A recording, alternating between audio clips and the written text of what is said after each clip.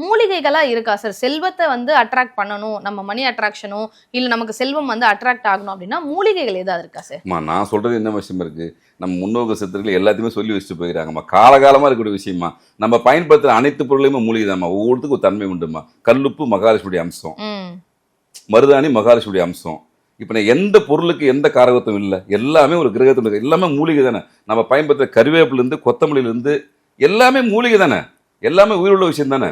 But அதுல ஸ்பெசிபிக்கா சித்தர்கள் சொல்றான், பணத்தை இருக்கக்கூடிய மூலிகை இது, எதிரிகளை பிரிக்கக்கூடிய மூலிகை இது, எதிரிகளை அழிக்கக்கூடிய மூலிகை இது, இதுக்கு ஒன்னா சேர்க்கிற மூலிகை இதுன்னு சொல்லிட்டு அவனுடைய தன்மையை கொடுத்துருக்கான். எப்படி ஒவ்வொரு மனிதனுக்கும் ஒரு தன்மை உண்டோ அது மாதிரி ஒவ்வொரு மூலிகைக்கும் ஒரு தன்மை உண்டு.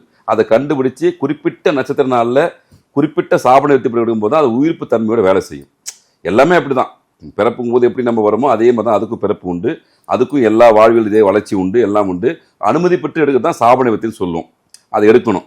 அப்போ பண ஈர்ப்பு சம்பந்தமான விஷயங்களை நான் ஏற்கனவே 2 முறை 2 முகாம் வச்சு மக்கள் கொடுத்துருக்கேன். ரொம்ப அற்புதமா எனக்கு அதாவது எனக்கு நானே ஒரு திருப்திப்படக்கூடிய விஷயம். நல்லா இருக்கு பாரு ரிசல்ட். தெரிஞ்சோ தெரியாமையோ நம்ம ஏதோ கொஞ்சம் நம்ம குருமார்கள் கொடுத்த ஒரு குழு வச்சு நம்ம அதை ஆய்வு பண்ணி பரிச்சயத்தமாக கொடுத்தோம். அது மக்களுக்கு எல்லாத்தையும் தாண்டி வேலை செய்யுது.